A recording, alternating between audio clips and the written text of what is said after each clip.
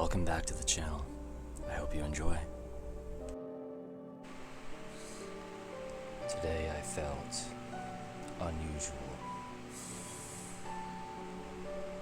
Today I woke up feeling different. It was a work day, and I followed my routine by cracking my right hand's knuckles, then my left hand's, but something didn't feel quite right. I did it a couple more times until I felt better. In the shower, I accidentally bumped my right shoulder against the glass door. I tried to balance it by bumping my left shoulder against the wall, but it only made me feel worse. I ended up banging both sides of my shoulders against the surroundings until I felt some relief. I hopped out of the shower and began brushing my teeth. I cleaned each and every tooth with ease. Now it was time for my tongue. I try to maintain the brush's position on the center of my tongue. If I accidentally deviate to either side, no problem. I'll just brush the other side and fix it. My hand is not quite as precise as a surgeon's. In that deviate I did. I tried to fix it the usual way, but something about today was off. I brushed my tongue for so long I almost gagged. My mouth is clean now. Better get dressed and head out. On my way to the train station, I noticed people with their brains floating above them, tethered to their heads by a thin string. I tried not to focus on it, but today it bothered me more than usual. Nothing new about this, I repeat to myself. I see this all the time. But I feel it much more today.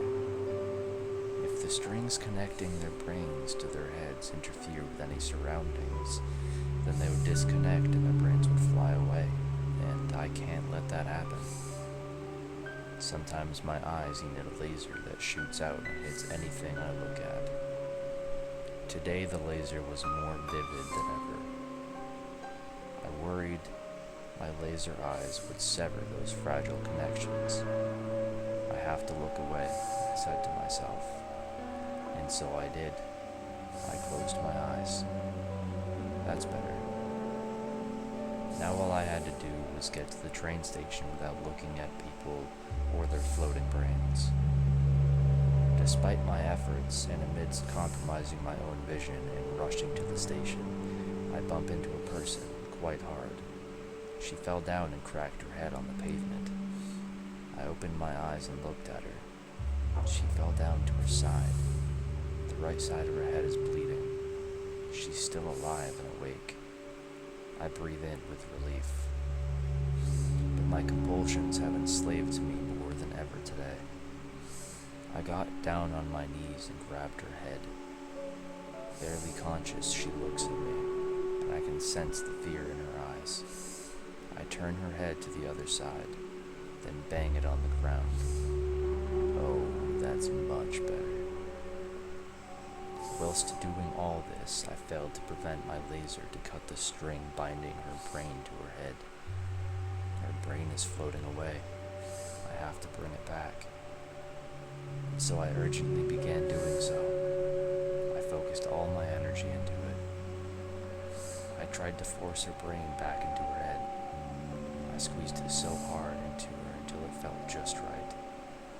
I stand up, but then it sinks in. I must have killed this woman. She isn't moving. I begin to panic. My compulsions feed on my fears and escalate. I run away trying to avoid any people. I cannot hurt another human. I'm a good person. I take a right turn. It's another area in the station. I cannot control myself at this point. I must take a left, then again. Right then left. Right then left. I reach an unfamiliar train stop. The train is coming. It's on the right side of me. On the left is a group of people. Mothers, fathers, children. I cannot let myself hurt them. My lasers are going crazy and bouncing off of every object in the area like light reflecting off a mirror. All their innocent brains are floating away. I've managed to hurt them all. I hear the train siren. It's coming. I have to save these people. It's coming quite fast. I'm faced with a horrifying decision. Only one choice remained. To step to the right. The end. A thoroughfare of sorts. The Wind River range of the Rockies is vast and remote. A far cry from the popular sites further north, once you're sufficiently deep in the winds. A point which is considerably challenging to reach as these mountains are towering and jagged on a level uncommon in Wyoming. You feel as though there are metaphysical layers separating you from the world of man. On night 7 of our current journey, Adam and I are well into the part of the range. Even just off trail, it's easy to convince yourself you're standing in a place not touched since the dawn of time. It's just us, a sea of trees seemingly only interrupted by the most exalted summits and alpine lakes, majestic creatures that seem intuitively to be gods, and primordial forces beyond mortal comprehension. I've woken to the sensation of the full moon's light.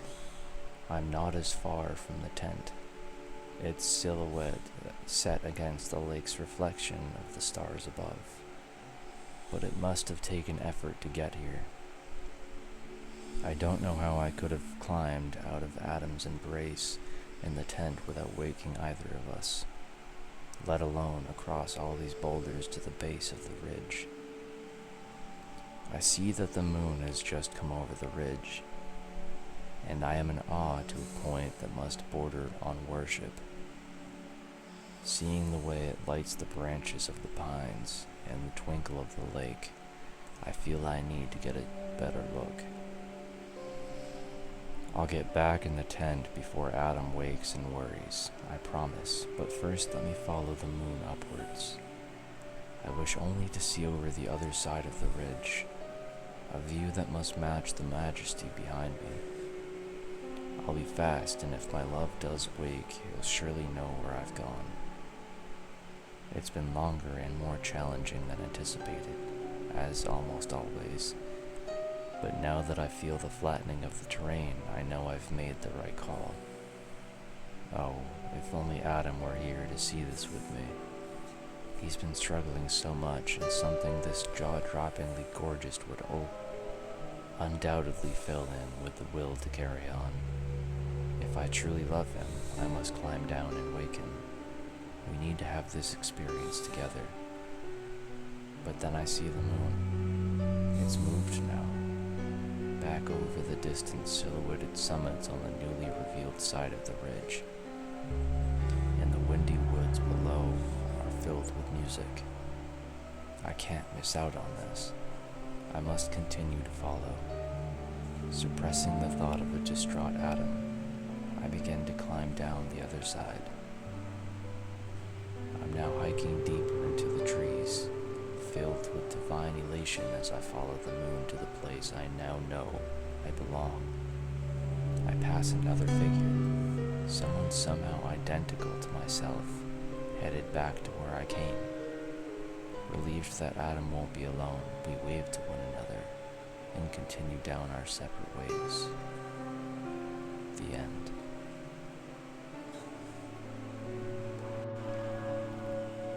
Troubles with navigation. There's a cave on the side of the mountain, and inside that cave lives a god. That's what the locals believe anyway. And though we don't believe in that stuff, it's hard not to feel a strange power in this place. They're fine with us climbing the mountain, by the way, nothing sneaky this time. We're simply supposed to leave a small offering in the cave entrance to show our respect. and that's perfectly reasonable.